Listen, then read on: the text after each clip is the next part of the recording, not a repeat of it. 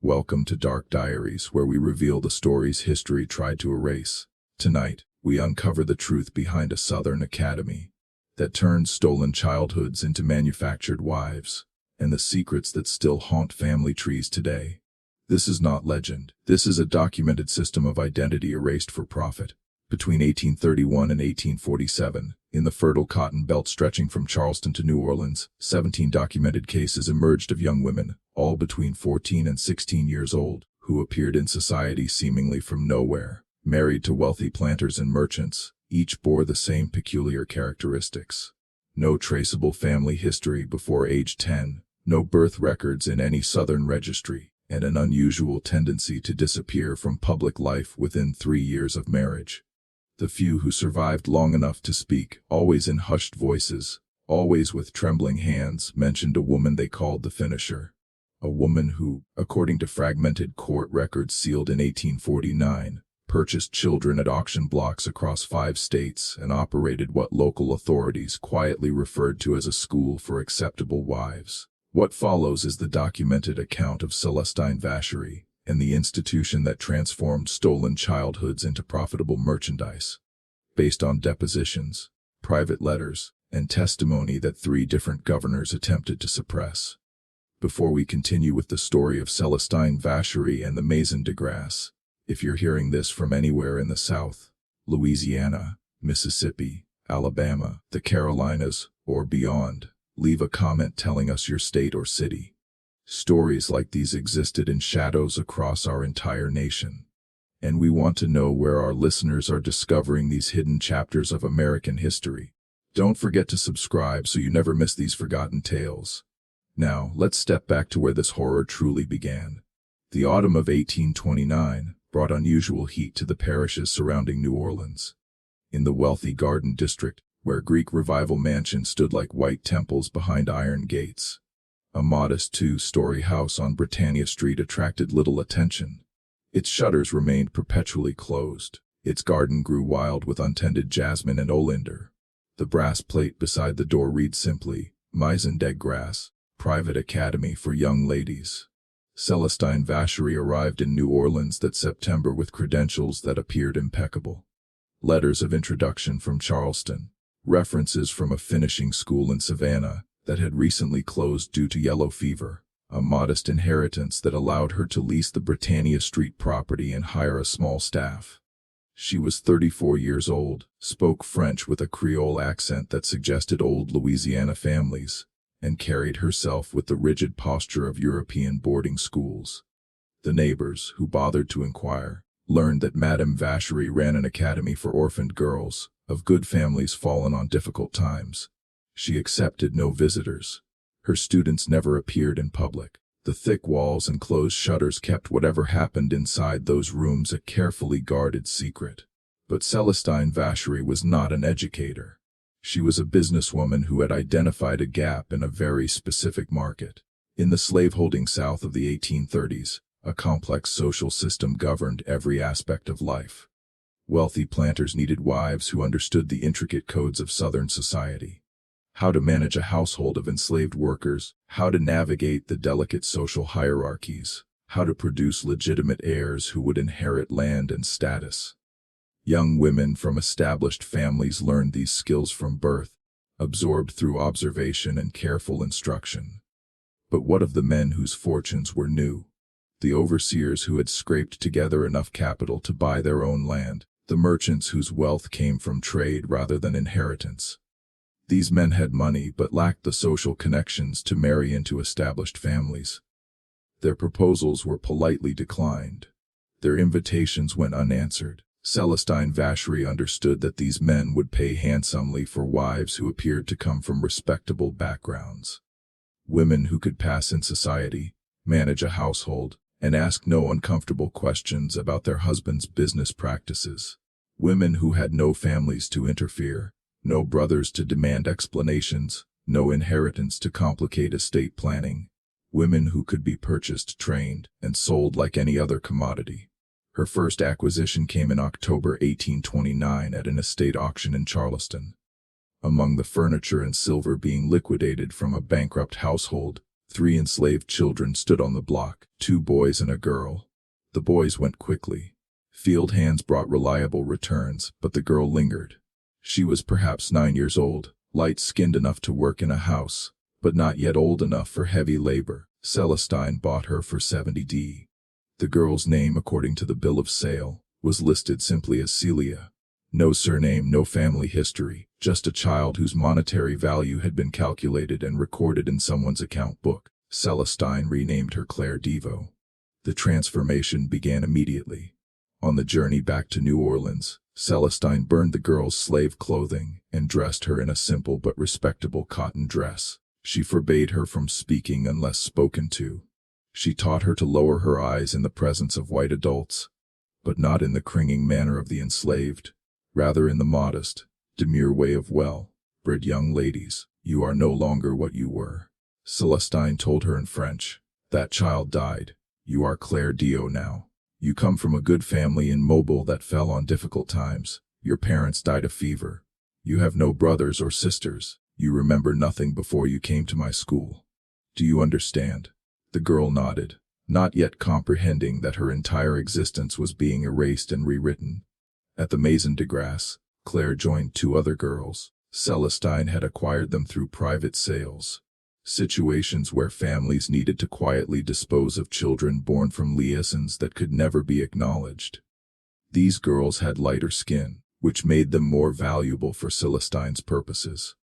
They could pass as white in a society that defined racial categories with pseudo-scientific precision, but applied them with deliberate blindness when money was involved. The daily routine at the Maison de Grasse had nothing to do with education in any traditional sense. The girls rose before dawn. They practiced needlework for hours, their fingers bleeding until they learned to make stitches so tiny they became invisible. They studied household management not from books but through managing Celestine's own household, learning to oversee cooking, cleaning, laundry, and accounting with brutal efficiency. Celestine hired a series of tutors who taught the girls to read well enough to manage household accounts and devotional literature. They learned basic arithmetic for managing household expenses. They memorized the names and lineages of prominent Southern families, so they could navigate social conversations without revealing their ignorance. They studied the elaborate codes governing social interaction, which families were feuding, which subjects were never mentioned in polite company, which gestures indicated refined breeding. But most importantly, they learned silence. They learned to reveal nothing about themselves.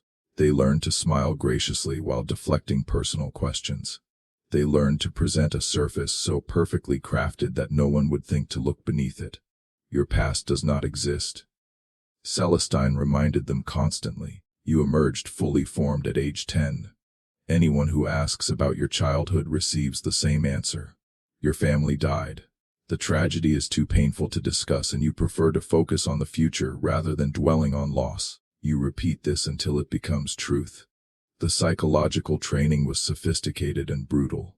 Girls who resisted or questioned were locked in small rooms until they learned compliance. Those who tried to run found themselves publicly returned to Celestine by authorities, who saw nothing wrong with a guardian disciplining wayward students. The few who attempted to reveal the truth about their origins discovered that no one believed enslaved children over a respectable white woman with proper documentation. Celestine kept meticulous records, but not the kind that would raise suspicions. Each girl had a complete false history, dates of birth that made them older than they actually were, manufactured family trees, forged baptismal records, fabricated letters from deceased relatives. She created identities so thoroughly documented that they appeared more real than reality. By 1831, Celestine had perfected her system and began expanding. She traveled regularly to slave auctions in Charleston, Mobile, Savannah, and Richmond, always looking for specific characteristics. Girls between 8 and 10 years old, light skin that could pass for white in dim lighting, or with the right clothing. Features that suggested European ancestry, intelligence, and adaptability in their eyes. She never bought from the same auctioneer twice in the same year. She used different names in different cities. She paid in cash and left no trail. The girls simply vanished from the slave system and reappeared years later as respectable young women with unverifiable but unquestioned backgrounds. In New Orleans, Celestine cultivated relationships with priests and officials, making generous donations to churches and charities. She attended Mass regularly, always dressed in austere black, presenting herself as a pious widow devoted to charitable work. When neighbors asked about the girls who occasionally appeared in her garden, she spoke sadly of poor orphans she was training for domestic service, a respectable occupation for unfortunate but virtuous young women. No one questioned why these students never left the property. No one noticed that new girls arrived while others disappeared. The high walls and closed shutters kept Celestine's business transactions private, and in a city built on discretion, privacy was respected. By 1833, Celestine had 8 girls in various stages of training.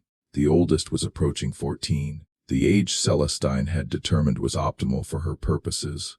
Old enough to be legally married in most southern states, young enough to be completely malleable, educated enough to manage a household, traumatized enough to never question their circumstances. The girl who had once been called Celia, now known as Claire Devo, had become Celestine's first complete success. She moved through the maison grass with the quiet grace of someone who had learned that invisibility was survival. She managed household accounts without error. Her needlework was flawless. Her manners were impeccable. She could discuss the weather, church activities, and household matters with appropriate enthusiasm, while revealing absolutely nothing of substance about herself. She was ready to be sold. Celestine's client network operated through careful word of mouth. She never advertised. She never solicited directly. Instead, she cultivated relationships with merchants, lawyers, and brokers who dealt with newly wealthy men seeking to establish themselves in society. When such a man expressed frustration at his inability to secure a wife from established families, these intermediaries might mention, always discreetly, that Madame Vacher occasionally knew of young ladies of good family who through tragic circumstances found themselves without prospects. The introduction was always handled with elaborate care. The prospective husband would visit the Maison de Grasse for tea, where he would meet the young lady in Celestine's presence. She would be appropriately modest, appropriately educated, appropriately grateful for the opportunity to secure a respectable position. Her false background would be briefly mentioned: family tragedy, no surviving relatives, Madame Vacher's charitable intervention, and then the conversation would move to more pleasant topics. The men who came to Celestine's parlor were not looking for love. They were looking for an asset. A wife who would manage their households, produce legitimate heirs, and enhance their social standing. They asked few questions because they didn't want answers that might complicate the transaction. In March 1834, Claire Devo married Thomas Hargrave, a cotton factor from Natchez, who had built his fortune buying crops from small farmers and selling to larger merchants. He was 42 years old. She was barely 14, though her documents claimed she was 16. The wedding was small and quiet, held in a church where Celestine had made generous donations. Claire wore a dress Celestine had commissioned for the occasion.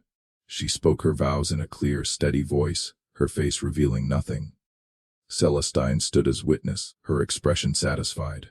Thomas Hargrave paid Celestine $3,000, a sum documented in his private accounts as introduction fee and compensation for charitable guardianship. The money changed hands privately with no receipt, no contract, no document that might be questioned by authorities. Claire Hargrave disappeared into a life of quiet domesticity in nature. She managed Thomas's household efficiently, entertained his business associates appropriately, and produced 3 children in 4 years. To outside observers, she was simply another planter's wife, indistinguishable from dozens of other women in similar circumstances. But in the darkness of her bedroom, she sometimes woke gasping, dreaming of auction blocks and hands that grabbed at her before remembering that she was Claire Devo Hargrave, that her childhood was a tragic story of fever and loss, that the girl named Celia had never existed at all. Celestine's success with Claire encouraged her to expand her operations. By 1835, she had moved to a larger property on the outskirts of New Orleans, a former plantation house surrounded by overgrown gardens and high walls. The isolation allowed for greater numbers.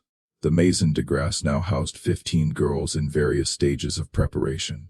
She hired additional staff carefully, women with their own secrets, their own reasons for not asking questions, a seamstress who taught the girls proper deportment along with needlework, a housekeeper who had fled an abusive marriage and knew the value of silence, a music instructor who understood that teaching piano was less about art and more about demonstrating refinement. The training intensified. Girls practiced hours of meaningless conversation, learning to speak without saying anything. They memorized elaborate genealogies of fictional families, creating false memories through repetition. They studied fashion plates and society columns, learning to recognize quality and refinement. They were drilled in household management until they could calculate expenditures, plan menace, and organize staff schedules without hesitation. Celestine introduced them to her clients with increasing sophistication. She hosted small gatherings where prospective husbands could observe the girls in social settings without the awkwardness of formal introduction. The men were told these were charity events, opportunities to meet young ladies who had benefited from Madame Vacher's educational programs. The conversations were carefully orchestrated, the interactions precisely managed. Between 1834 and 1840, Celestine arranged 14 marriages. Each followed the same pattern. A quiet wedding, substantial payment to Celestine, a young bride who disappeared into domestic life with no traceable past. The girls ranged in age from 13 to 16, though their documents always claimed they were older. Their husbands were merchants, factors, overseers who had saved enough to buy small plantations, speculators who had profited from land deals. The money flowed steadily, 3,000 per girl initially, rising to 5,000 as Celestine's reputation grew among those who knew about her services. She invested carefully, purchasing property in New Orleans, Charleston, and Mobile. She continued making charitable donations that burnished her reputation as a pious benefactor. But maintaining the system required constant vigilance. Girls who showed signs of rebellion or independent thinking had to be controlled before they could expose the operation. Celestine employed psychological techniques that would have been familiar to any jailer. Isolation, reward, and punishment, the destruction of identity, the creation of dependence. Some girls broke under the pressure. They retreated into silence so complete they barely spoke even when required. Others developed a peculiar dissociation, moving through their duties like mechanical dolls, their eyes empty. A few maintained a core of resistance that Celestine could never quite eradicate, though she taught them to hide it behind masks of compliance. And some girls disappeared entirely from Celestine's records, gaps in the careful accounting that she never explained. In 1837, a complication arose. One of Celestine's former students, a girl who had been married to a merchant in Mobile for 2 years, died in childbirth. The death itself was not unusual. Maternal mortality was high throughout the South, but the doctor attending her discovered during the delivery that she appeared significantly younger than the 16 years claimed in her marriage documents. The merchant, devastated by grief and perhaps guilty conscience, refused to answer questions about his wife's background. Rumors began to circulate, quiet whispers about Madame Vacher's school, questions about where these young ladies actually came from. A lawyer in Mobile began making inquiries, writing letters to officials in Louisiana, asking about Celestine's credentials. Celestine responded with characteristic calculation. She increased her charitable donations. She invited prominent citizens to tour her academy, showing them carefully selected students engaged in innocent domestic education. She produced impeccable documentation proving her credentials. She wrote letters expressing profound shock that anyone would question her Christian mission to help orphaned girls. The lawyer's investigation stalled and eventually died. But Celestine recognized a warning. She became more careful with documentation, ensuring that every girl's false history was bulletproof. She limited the number of marriages she arranged, spacing them out across different cities to avoid patterns. She cultivated even more powerful allies, men who benefited from her services either directly or through business associates, men who had reasons to ensure her operation remained undiscovered. The system adapted and continued. By 1840, the Maison de Grace had become an established institution in New Orleans, known publicly as a charitable academy, and privately as something else entirely. Celestine moved through society with confidence, invited to respectable gatherings, consulted on matters of household management and education, her reputation apparently unassailable. But the girls who passed through her house knew the truth. They lived in a world where their entire existence before age 10 had been erased, where their identities had been manufactured and sold, where their futures were predetermined by financial transactions they had no power to influence or escape. Some of them in quiet moments remembered fragments of their real pasts. A mother's voice singing, a brother's laugh, the taste of food shared in quarters behind a big house.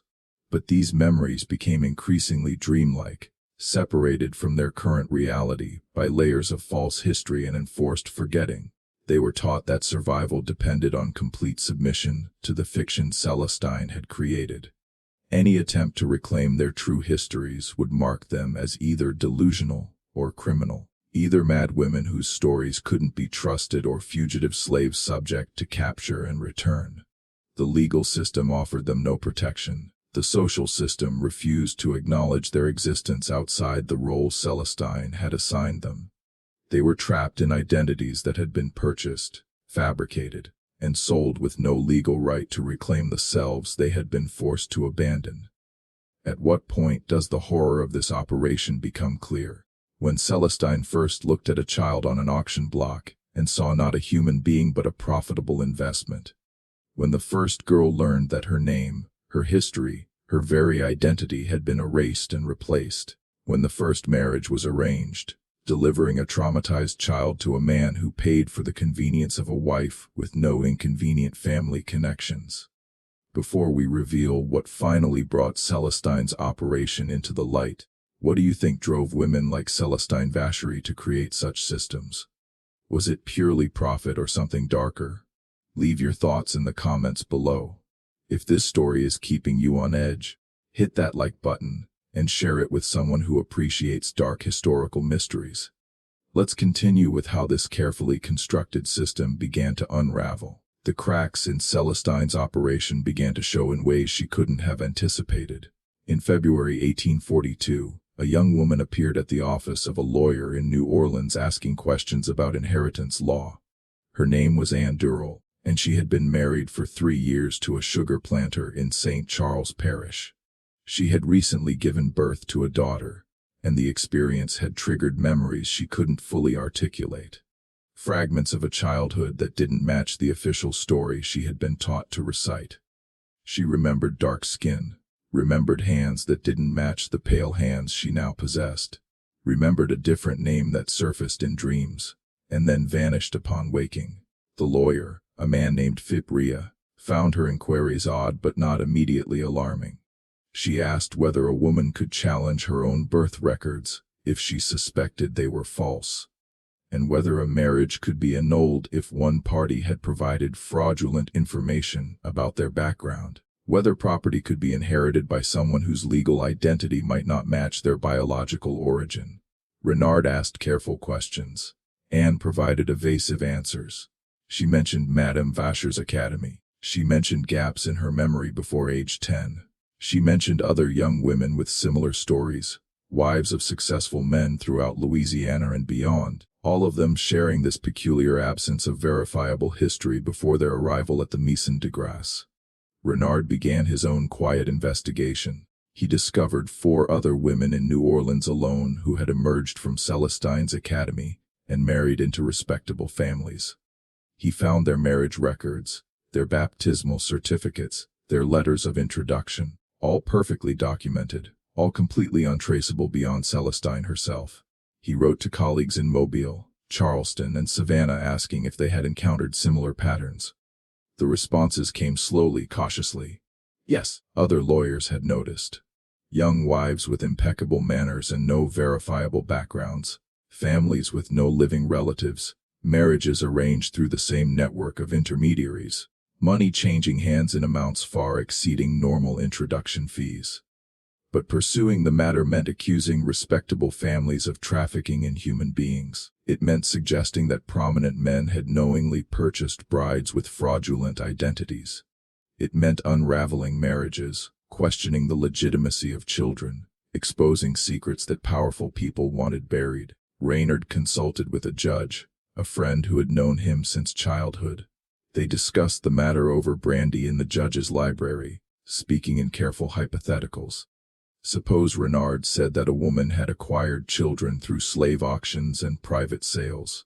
Suppose she had manufactured false identities for these children, trained them in household management, and then arranged marriages for them, receiving substantial payment. What crimes would she have committed? The judge considered the question carefully. Under which laws? If the children were legally enslaved when acquired, then legally freeing them without proper documentation would be problematic, but the acquisition itself might not be criminal. If she falsified documents, that would be fraud. If she arranged marriages for minors without proper guardian authority, that could be challenged. But proving any of this would require the cooperation of multiple witnesses, including the women themselves, who would have to admit to origins that might return them to slavery. It would require the husbands to acknowledge they had been deceived, which would cast doubt on the legitimacy of their children. It would require authorities to prosecute a case that would embarrass every prominent family involved. So, the law provides no remedy. Reynard said, "The law," the judge replied, "is written to maintain social order. This case would create disorder. There are powerful men who would prefer these questions remain unasked." Despite this warning, Reynard continued his investigation. He interviewed Anderon several more times, carefully documenting her fragmented memories. He spoke with 2 other women who had graduated from the Maison de Grace and who shared similar stories of erased childhoods and manufactured identities. He discovered something else, a pattern of early deaths. Of the 14 women Celestine had married off by 1842, 5 had already died. 2 in childbirth, 1 from fever, 2 from causes listed vaguely as decline or melancholy. The mortality rate far exceeded normal expectations. Were these deaths merely the random toll of life in the 1840s South, where yellow fever, cholera, and childbirth killed young women regularly? Or did they represent something darker? Women who had been pushed beyond psychological endurance, who had chosen death over continuing to live in manufactured identities. Reynard compiled his findings into a confidential report. He presented it to the district attorney in March 1843, expecting official action. Instead, he received a warning. The district attorney, a political appointee with ambitions for higher office, made clear that prosecuting this case would be career suicide. Too many prominent families were implicated. Too many respectable men would be exposed. Too many questions about race, identity, and the slave system would be raised. "You're suggesting," the district attorney said, "that men we all know and do business with have essentially purchased women of possibly African descent, laundered their identities, and married them. You're suggesting that children being raised as white and free might have enslaved grandparents. You're asking us to unravel the entire social fabric over what amounts to technically legal transactions in a system that depends on not asking too many questions about origins. Do you understand what would happen if this became public? The law should protect these women," Reynard argued. "The law," the district attorney responded, "protects property and social order. These women are now legally married. Their children are legitimate. Exposing this system would create chaos. It would call into question every marriage arranged through private introduction. It would open questions about racial categorization that no one wants answered. You will drop this investigation, or you will find yourself without clients and without prospects." Reynard faced a choice. He could push forward knowing that doing so would destroy his career and possibly accomplish nothing except ruining the lives of the women he was trying to help. Or he could step back, leave the system intact, and allow Celestine's operation to continue. He chose a middle path. He stopped his official investigation, but continued gathering evidence privately. He created a sealed file documenting everything he had discovered: the names of women who had passed through the Mason, the men who had married them, the amounts paid to Celestine, the patterns of falsified documents. He deposited this file with a clerk of court with instructions that it should be opened only if certain conditions were met. Then he advised Anduran to stop asking questions, to return to her husband, to protect herself and her daughter by maintaining the fiction of her manufactured identity. The truth won't set you free, he told her, will only destroy your life and your child's future. You are Anduran. You were born immobile, orphaned by fever, and educated by Madame Vacherie. This is your truth now. Live it, and return to St. Charles Parish. She never contacted Reynard again. Whether she found peace in the identity she had been sold, or whether she spent the rest of her life haunted by fragments of a lost childhood, the records do not say. But Reynard's investigation had consequences he couldn't have predicted. Celestine learned of it through her network of informants, the lawyers, clerks, and officials who benefited from her discretion and warned her when questions were asked. She realized that her operation, while still functioning, had become more vulnerable. She adapted. She spaced her acquisitions even further apart. She created even more elaborate documentation for her students. She cultivated more powerful protectors. She increased her charitable work, making herself even more visible as a pillar of Christian benevolence, and she took steps to ensure that the women she had already placed would never speak publicly. She visited several of them, ostensibly on friendly calls, but the message was clear. Exposure would destroy not just Celestine, but the women themselves and their children. Admitting to their true origins would invalidate their marriages, bastardize their children, and potentially return them to slavery. Silence was their only protection. The system held because everyone implicated had reasons to maintain it. The women couldn't speak without destroying themselves. The husbands couldn't acknowledge the truth without invalidating their marriages and inheritance rights. The authorities couldn't prosecute without creating social chaos. The lawyers and priests who had facilitated the transactions couldn't testify without admitting their own complicity. Celestine's operation was protected by a conspiracy of silence enforced not by threats but by mutual self-interest. Between 1843 and 1847, she arranged 7 more marriages. Each was handled with even greater care. The documentation was impeccable. The introductions were irreproachable.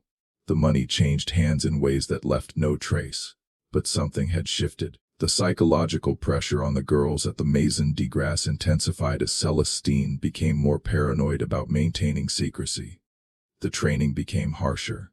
The isolation became more complete. The girls were warned constantly that any deviation from their assigned identities would result not just in punishment but in destruction, their own and everyone they had ever known.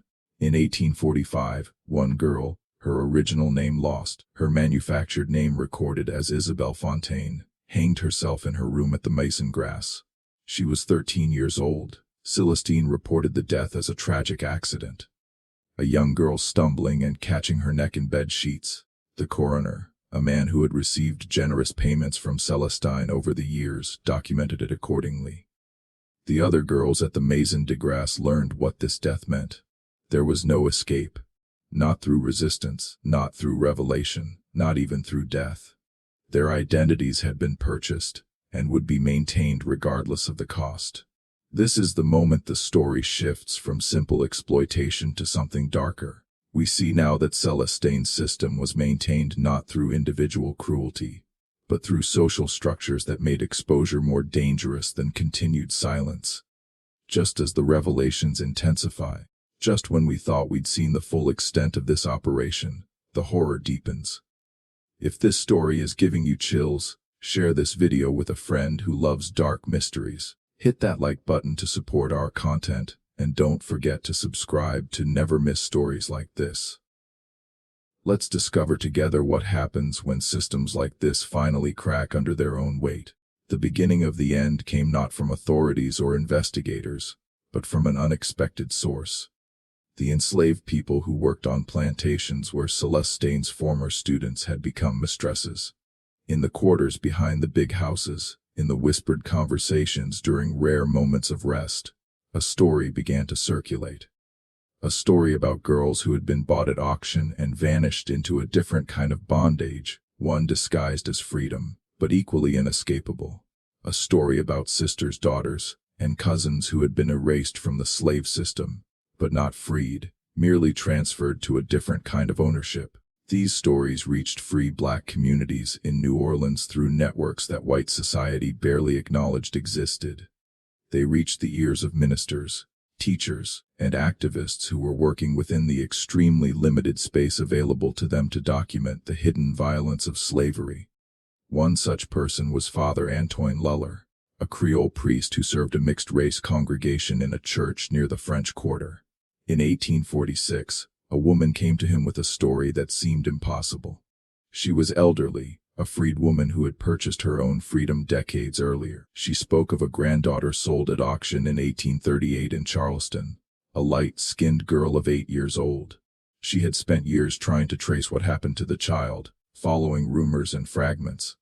The trail led to New Orleans, to whispers about Madame Vacher's school, to glimpses of a girl who might have been her granddaughter, briefly visible in a garden before disappearing inside high walls.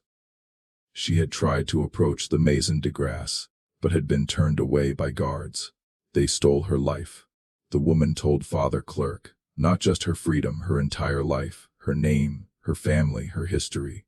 They made her into someone else and sold her to a white man as a wife. She doesn't even know she has a grandmother looking for her. Father L. Clerk began his own investigation, working through channels very different from Rayard's legal inquiries. He spoke with enslaved people who had seen girls purchased by a well-dressed white woman at auctions.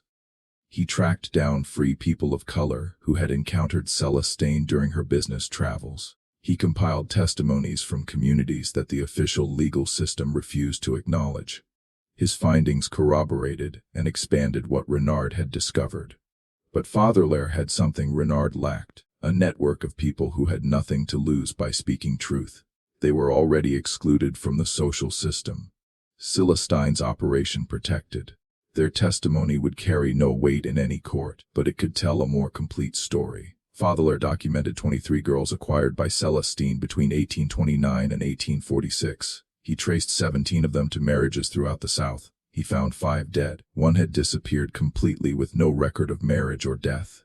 The fate of the final girl remained unknown. He presented his findings to the Archbishop of New Orleans in November 1846, arguing that the church had a moral obligation to investigate a system that was trafficking in children and facilitating fraudulent marriages.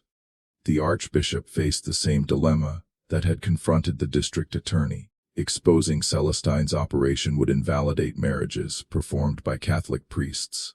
It would raise questions about the church's role in facilitating these transactions. It would embarrass prominent Catholic families throughout Louisiana.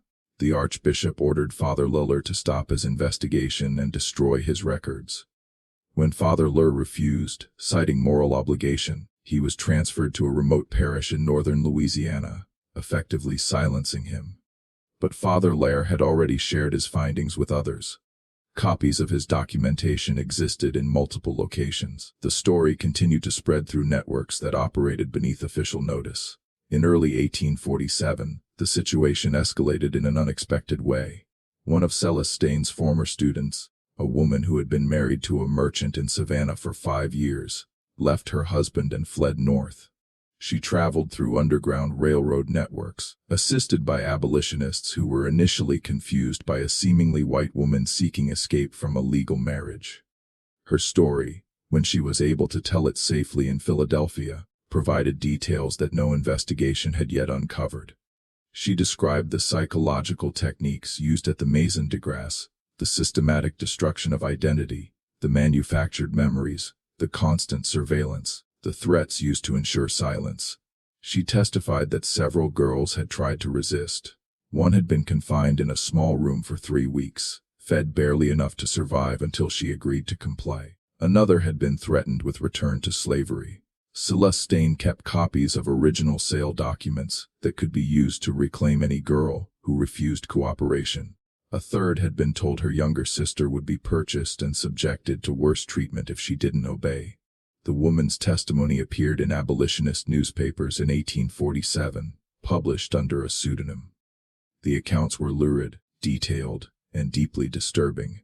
They described not just Celestine's operation, but the system that enabled it, the legal structures that made certain children available for purchase, the social structures that rewarded silence, the economic structures that turned human beings into profitable commodities. Southern newspapers dismissed the accounts as abolitionist propaganda.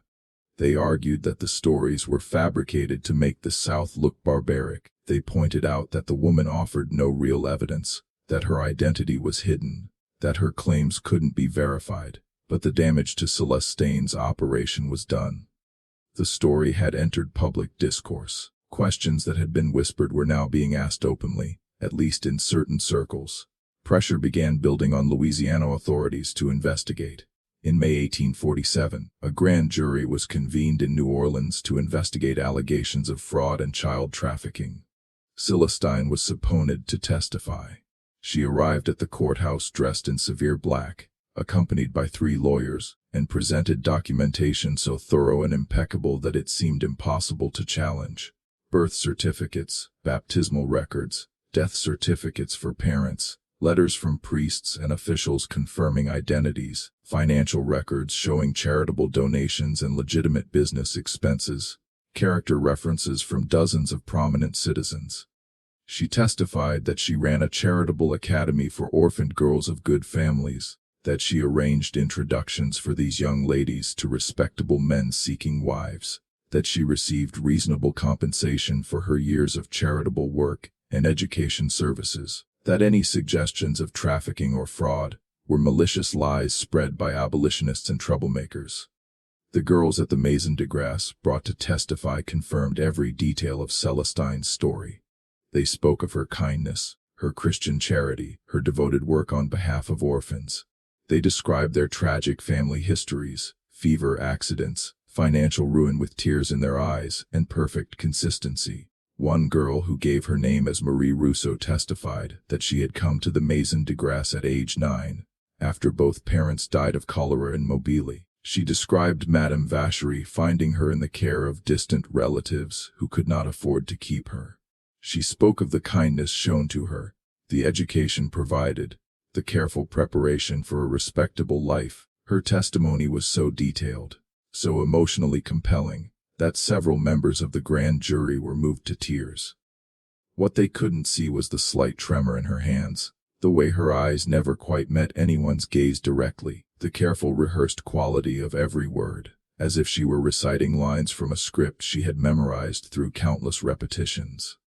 The prosecutor, sensing something beneath the surface, asked her to describe her earliest memory of her parents.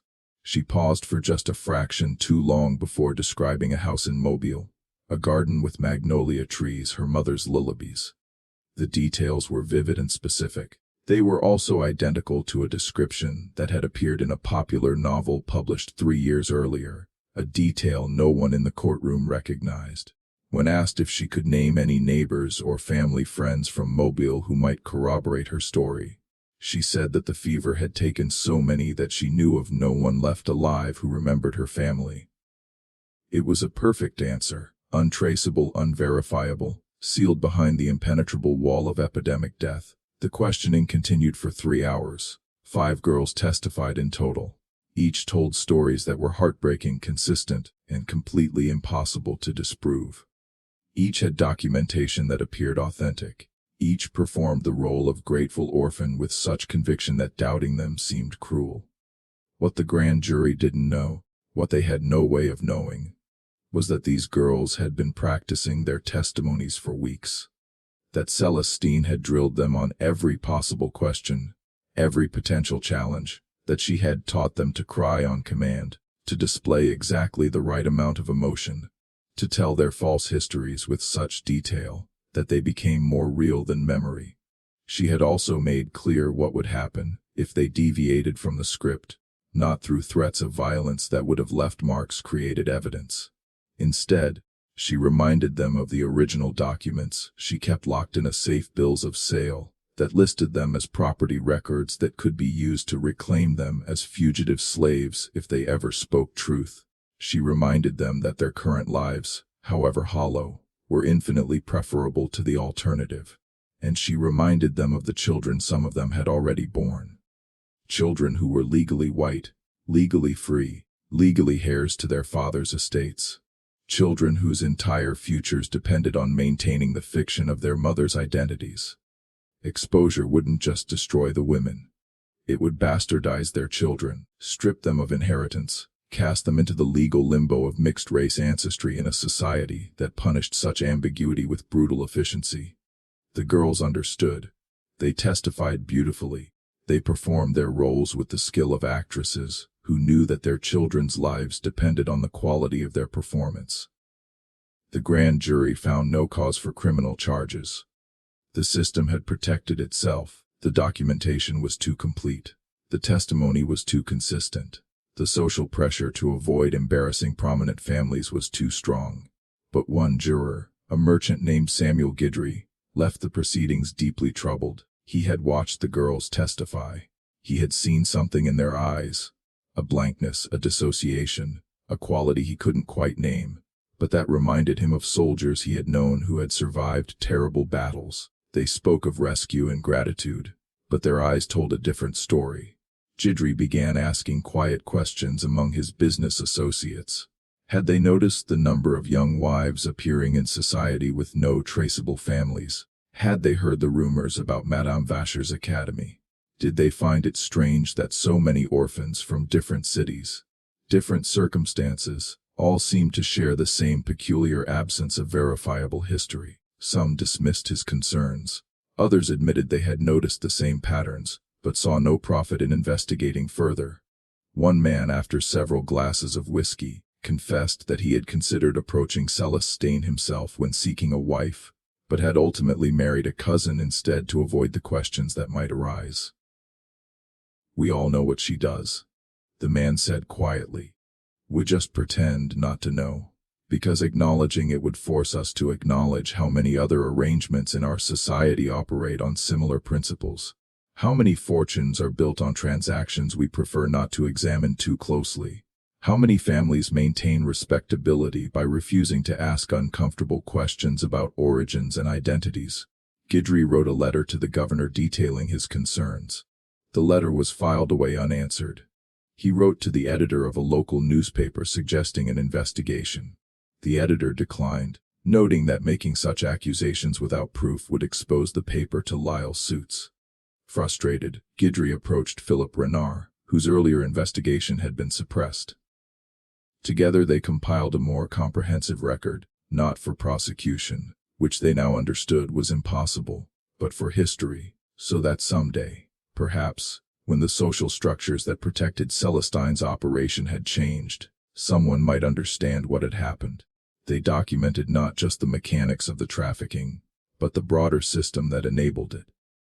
The legal structures that made certain children available for purchase, the social customs that valued women primarily as household managers and bearers of legitimate heirs, the economic incentives that made manufacturing respectable wives more profitable than any legitimate business, the conspiracy of silence that protected everyone involved, because exposure would damage all of them.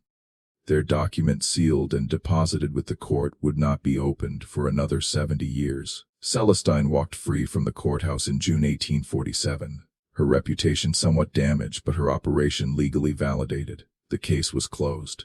Justice as defined by the legal system of 1840s Louisiana had been served, but vindication in court did not translate to continued success.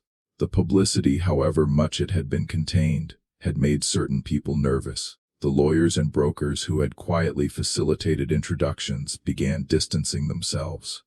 Prominent families stopped recommending Celestine's services. The network that had sustained her operation began to fracture. New clients were harder to find. The men who approached her now were more desperate, less wealthy, more willing to ask questions that previous clients had avoided.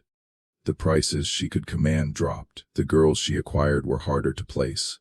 By 1848, the Maison de Grasse housed only 7 girls, down from a peak of 15. Celestine's expenses remained constant, while her income declined. She began selling property to maintain the operation.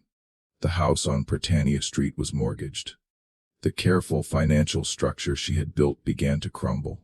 More troubling were the psychological cracks appearing in her students. The trial had forced them to confront the fictional nature of their identities in a very public way. They had testified to lies, performed their manufactured histories for an audience, and then returned to the Maison de Grace to continue living those lies in private. One girl, 14 years old and scheduled to be introduced to a potential husband within months, began refusing to respond to her assigned name. She would only answer to child, not claiming her original identity, which she no longer remembered, but rejecting the false one she had been given. Celestine tried isolation, tried rewards, tried increasingly desperate measures to restore compliance. The girl hanged herself in August 1848. She left no note. Her manufactured identity died with her, and no one except the other girls at the Maison de Grace mourned the loss of whoever she had been before Celestine purchased her. Another girl, slightly older, began experiencing episodes where she would speak in a different voice, a child's voice, using words and phrases that didn't match her supposed background. The other girls recognized what was happening. Fragments of her true past were surfacing, breaking through the layers of false memory and trained responses. Celestine consulted a doctor who diagnosed hysteria and recommended isolation and cold baths. The treatment was brutal, but effective in suppressing the episodes. The girl learned to silence the voice from her past to keep her true self so deeply buried that it could never surface again. She was married 6 months later to a merchant in Baton Rouge. She lived another 40 years, raised 4 children, and never spoke publicly about her childhood. But her grandchildren would later remember her occasional strange habit of talking to herself in a voice that sounded nothing like her own, a child's voice speaking words in a language they didn't recognize. But the story doesn't end with legal acquit. It ends with a quieter, more devastating kind of justice. In September 1848, 2 women who had graduated from the Maison de Grace years earlier encountered each other at a church social in New Orleans. They had not seen each other since one had married and left the academy. The meeting was brief, proper, appropriate to their roles as respectable married women. But something passed between them in that moment, a recognition, a shared understanding of what they had survived. They said nothing that anyone else could have interpreted as significant. Yet in that brief exchange of glances, they acknowledged the truth they both carried. That beneath their respectable identities lay erased childhoods, stolen names, and histories that could never be reclaimed. One of them, Margaret Sullivan, named Beaumont, or whatever her true name had been, left the social early, claiming a headache. She walked to the levee and stood looking at the Mississippi River for more than an hour, watching the water move past, thinking about currents and depths and the bodies that river had carried to the Gulf over centuries. She went home. She lived another 6 years. But something had broken in that moment of recognition, the illusion that she was unique, that her situation was an isolated tragedy rather than a systematic operation. She had known intellectually that there were others, but seeing one, recognizing in another woman's eyes the same carefully maintained fiction made the horror concrete in a way it had never been before. Between 1847 and 1849, 12 women who had passed through the Maison de Grace died. The causes varied: childbirth, fever, consumption, accidents, but the pattern was unmistakable. These women living with manufactured identities and erased histories were dying at rates that exceeded any statistical norm. The death certificates told conventional stories: complications in childbirth, pneumonia following influenza, consumption that had weakened the patient over months, accidental drowning. Each death taken individually was unremarkable. Together they formed a pattern that whispered of something darker. Were these deaths the random toll of life in the 1840s South, where yellow fever, cholera, and childbirth killed young women regularly? Medical knowledge of the era would certainly suggest so. Doctors noted symptoms: fevers, weakness, melancholy, failure to thrive, and made diagnoses based on humoral theory and limited understanding of disease.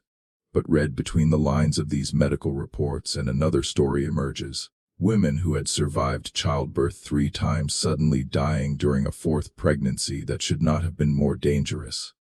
Women in their 20s developing symptoms that doctors vaguely termed nervous exhaustion or brain fever, conditions that would later be understood as severe depression and anxiety. Women who simply seemed to lose the will to live, fading over months despite having no obvious physical illness. One left a letter discovered after her death from what was termed melancholy. The letter was never made public, but copies survive in private collections. The letter was found by her husband tucked into a Bible she kept beside her bed. He read it once standing in her room hours after she had died, and then carefully placed it in a locked drawer, where it remained for 30 years. After his own death, his children found it while settling his estate. They debated destroying it. The implications were devastating, but ultimately decided to preserve it, perhaps as a testament to suffering they couldn't fully understand. The letter began with an apology. I must write this down, though I know it serves no purpose except to unburden my own conscience. I am not writing to accuse or to seek justice. I am writing because I need just once before I die to acknowledge the truth of my own existence. She described her life as a series of performances. Every social interaction required her to play a role: the gracious hostess, the devoted wife, the loving mother. She described the constant vigilance required to maintain her manufactured identity, to remember which stories she had told to which people, to never contradict herself, to never reveal the gaps in her supposed childhood. I have become so skilled at lying. She wrote that I no longer know what truth feels like. I can describe in perfect detail a childhood that never existed. I can summon tears when speaking of parents I never knew. I have created memories through repetition until they feel as real as anything I might have actually experienced. But underneath all these stories is emptiness, a void where my true history should be. She described the psychological cost of living this way, the constant fear of exposure, the isolation of knowing that she could never truly be known by anyone, not even her own children, the peculiar loneliness of living among people who believed they knew her while having no idea who she actually was. My children ask about their grandmother, she wrote. They want to know what she was like, where she came from, what stories she might have told, and I must lie to them. I must invent a woman who never existed, create memories of love and loss that have no foundation in reality. I am teaching my children to build their identities on fiction. What kind of mother does this? But the most devastating part of the letter was her description of the moments when her real past surfaced, the fragments of memory that occasionally broke through the manufactured history. Sometimes in dreams I remember things: a woman's voice singing, the smell of cooking that I cannot name, words in a language I was taught to forget. These memories feel more real than any of the stories I have learned to tell. But I cannot claim them. I cannot build a life on fragments. And so I wake from these dreams feeling as though I am losing my mind, unable to trust my own memories, unable to distinguish between what Madame Vasher taught me to remember and what might actually have happened. I am a ghost, she wrote. I haunt my own life. Every mirror shows me a stranger. Every question about my childhood requires a lie. I have become so accustomed to fiction that I can no longer locate truth. What does it profit a woman to gain a respectable life if she loses her entire self? The letter went on for several more pages, detailing with painful precision the techniques used at the Mission de Grâce to create and maintain false identities. She described the repetition, the isolation, the psychological manipulation. She explained how girls were taught to dissociate from their own memories, to treat their pasts as dreams or delusions that needed to be suppressed. She wrote about the other girls she had known at the academy, some of whom she had heard had died, others who had vanished into marriages throughout the South, all of them carrying the same burden of manufactured identity and erased history. And she ended with a reflection that cut to the heart of what Celestine's operation had really done. Madame Vasher did not just steal our freedom or our childhoods. She stole our ability to know ourselves. She made us strangers to our own lives. She taught us that survival required the complete annihilation of our true selves. And the most terrible part is that she was right. I have survived. I have a comfortable home, healthy children, a respectable position in society. But the price of this survival was the death of whoever I actually was. I will never know that girl. I have mourned her more deeply than I have mourned anyone else, because she is the only person I have truly lost. And I don't even know her name. The letter was signed with her married name, the false identity that had become her only reality. Celestine herself died in November 1849 at age 54. The cause was recorded as heart failure. She died in her house on Prytania Street, surrounded by the trappings of respectability she had so carefully cultivated. She died alone. No family attended her deathbed. She had claimed to have none, which might have been one of the few truths she ever told. The girls at the Maison de Grace stood in her room as she died, watching without tears. They had been taught not to show emotion except when strategically useful, and there was no strategic value in mourning the woman who had purchased their childhoods and sold their futures. A priest came to give last rites. Celestine made her confession. What sins she admitted to remained between her and God, sealed by the sanctity of the confessional. Did she confess to trafficking in children, to falsifying documents, to systematically erasing the identities of dozens of girls? Or did she frame her actions as charity, as rescue, as providing opportunities for girls who would otherwise have had none? Did she die believing she had done good, or did she die knowing exactly what she had done? The priest offered no answers. He emerged from her room, administered the final sacrament, and left. He never spoke publicly about what Celestine had confessed, but those who knew him noted that he seemed shaken, aged somehow in the days following her death. Her estate was divided among several Catholic charities. Her property was sold. The Maison de Grace was converted into a private residence. The 7 girls still living at the academy were dispersed quickly. 3 were married within months, rushed through arrangements that suggested desperation rather than careful planning. 2 were sent to other institutions, 1 to a convent in Mobile, another to a boarding school in Charleston, both with manufactured histories that explained their sudden appearance. The fate of the remaining 2 girls was never officially recorded. They simply vanished from all documentation. Their manufactured identities abandoned, their true origins unknown. The house on Prytania Street was purchased by a doctor and his family, who knew nothing of its history.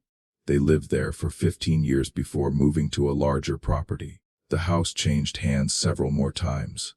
Each owner made renovations, painted over the past, transformed the space until no physical trace of the Maison de Grace remained.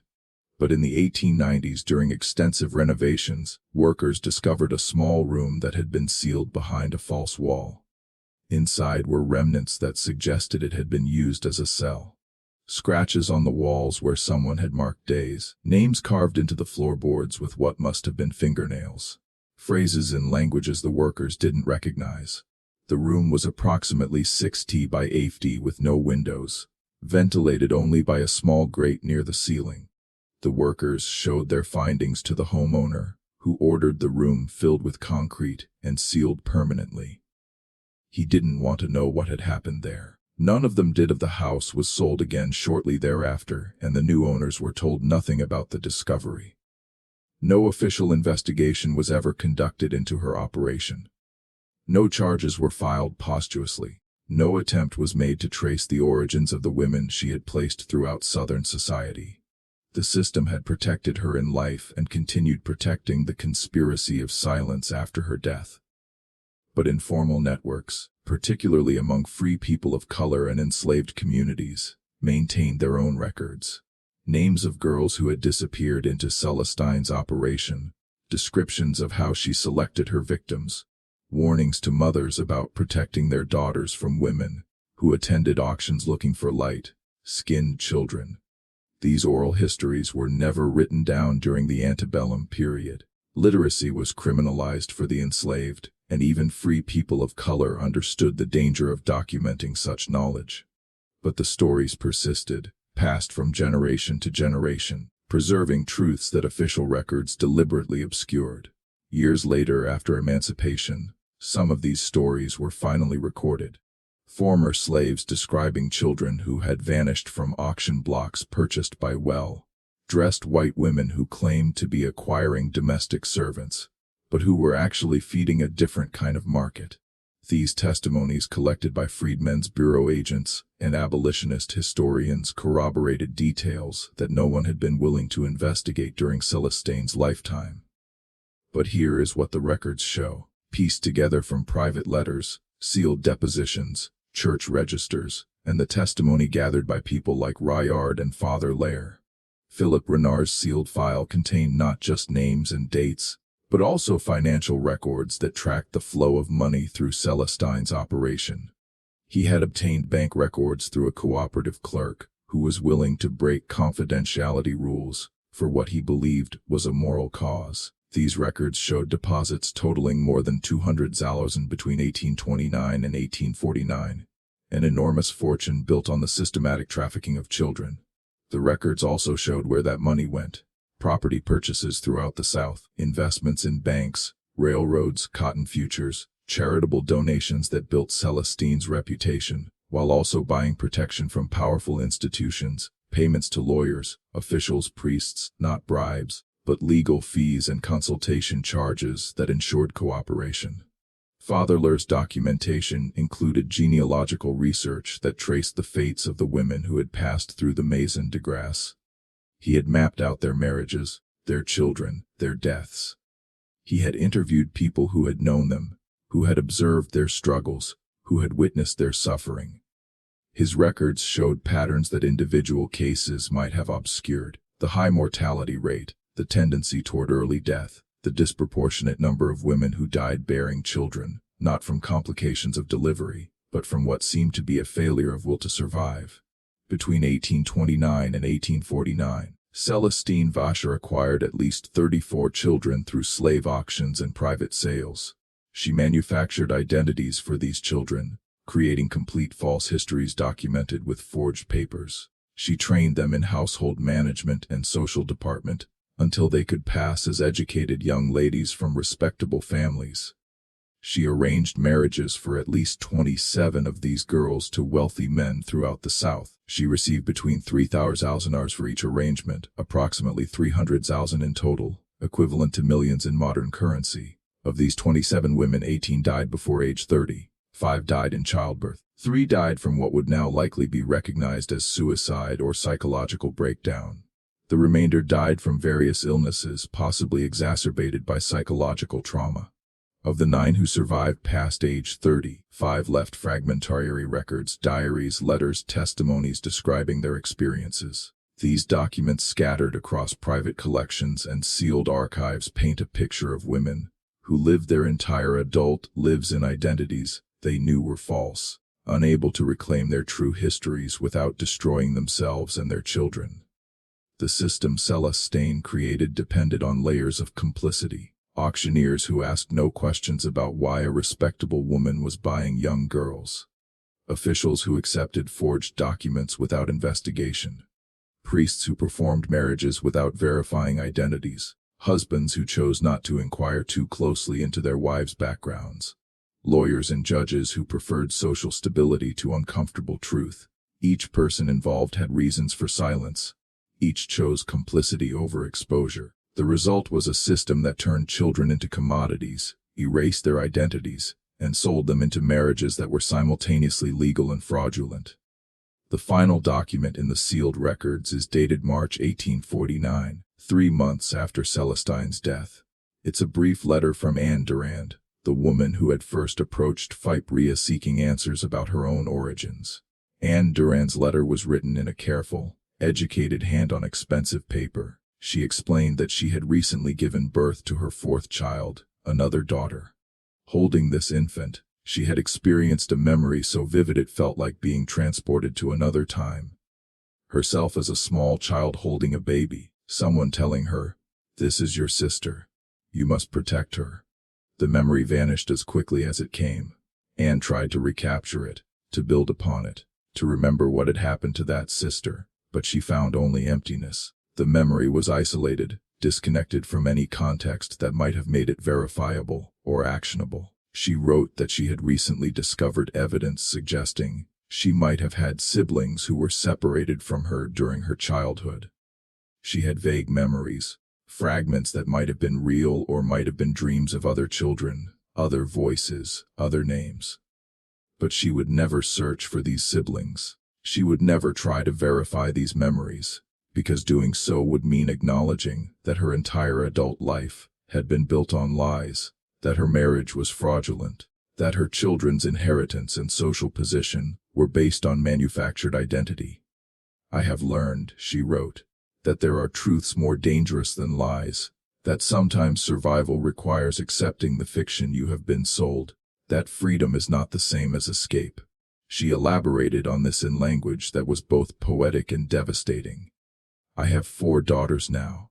I look at them and wonder if somewhere I have sisters I will never meet. I wonder if they survived, if they remember me, if they wonder what became of the child I once was. But I cannot seek them, because if I found them, what would I say? I abandoned our shared past to live in comfort and respectability. I chose my new identity over our real connection. I let them remain in bondage while I passed into whiteness and freedom." She described the peculiar guilt of survival purchased through erasure, the knowledge that whatever advantages her children had, education, inheritance, social position, came from the systematic destruction of her true identity and the abandonment of whatever family she might have had. "My daughters will never know their real grandmother. They will never hear stories of their actual heritage. They will build their identities on the fiction I was taught to perform. And I will help them do this because the alternative is to cast them into the chaos of having no verifiable identity at all." She ended the letter with a question that echoes through all the testimonies, all the depositions, all the fragmented records of Celestine's operation. How many women in the South live with similar secrets? How many families are built on erased histories and manufactured identities? How many children grow up never knowing that their mother's pasts were stolen and sold? And how many of us choose not to ask these questions, because we already know that the answers would destroy everything we believe about ourselves? The letter had no recipient. It was simply filed away in Renard's sealed records. One more piece of documentation that authorities chose to ignore rather than confront. This is the story of Celestine Vacher and the Maison de Gracie. A story of systematic trafficking disguised as charity, of identity theft made legal through documentation and silence, of women who were bought, trained, and sold not as slaves in any legal sense, but as wives whose entire existence had been manufactured for profit. It's a story about how social systems protect themselves by making certain truths unspeakable, about how legal structures can validate injustice when challenging them would create disorder, about how the most devastating forms of violence are often the ones that wear respectable faces and operate with legal sanction. The Maison de Gracie closed in 1849, but the women who passed through it lived the rest of their lives with manufactured identities. Their children grew up believing family histories that were entirely fictional. Their grandchildren inherited social positions built on erased origins. And somewhere in the archives, sealed, fragmented, deliberately forgotten, the truth remains documented but deliberately ignored, a testament to what happens when an entire society chooses complicity over justice, when maintaining social order becomes more important than acknowledging human suffering, when the machinery of oppression operates so smoothly that even its victims hesitate to name it. The descendants of Celestine's victims, most of whom never knew their grandmother's true origins, went on to live conventional lives throughout the South. Some fought for the Confederacy, defending a system that had enabled their grandmother's trafficking. Others moved west after the Civil War, seeking fresh starts in places where no one would question their backgrounds. A few in later generations discovered fragments of the truth. A sealed letter found in an attic, a whispered family story that made no sense in the context of official histories, a photograph that showed features that didn't match the supposed European ancestry. These discoveries were almost always suppressed, too dangerous, too disruptive, too likely to unravel the carefully maintained fictions that entire family trees had been built upon. In 1921, when Renard's sealed file was finally opened by researchers studying Antebellum, Louisiana, the contents caused brief controversy. A few newspaper articles appeared speculating about the dark history of the missing race, but by then all the principals were long dead. The women who had suffered through Celestine's operation had passed away, taking their truths with them. Their children and grandchildren had no interest in resurrecting scandals that might cast doubt on their own identities and social positions. The file was resealed, this time with a note suggesting it contained unverified allegations that might cause distress to descendants of respectable families. It remains sealed to this day, available only to researchers who can demonstrate legitimate scholarly purpose and who agree not to publish names without extensive vetting. But the story persists, passed down through different channels. Among descendants of enslaved people, stories of children who vanished into a white woman's house and emerged years later as someone else entirely. Among historians studying the complexities of racial identity in the antebellum South, among those who understand that the most effective forms of oppression are often the ones that disguise themselves as rescue, charity, and opportunity. This mystery shows us how systematic cruelty can operate within legal structures protected by documentation and social complicity rather than force. What do you think of this story? Do you believe everything was revealed, or are there still secrets buried in those sealed archives? How many similar systems operated in the shadows of antebellum America? Leave your comment below if you found this tale important and want more true stories about the hidden machinery of history. Subscribe to Dark Diaries, hit the notification bell, and share with someone who values the truth behind the myths. These are the stories that rarely make it into textbooks, the ones that linger in the shadows, waiting for someone to listen. And as long as you keep searching, we'll keep bringing you the mysteries that history tried to erase. Until next time, remember the past is never as distant as we'd like to believe, and some stories refuse to stay hidden, no matter how many generations pass. See you in the next video.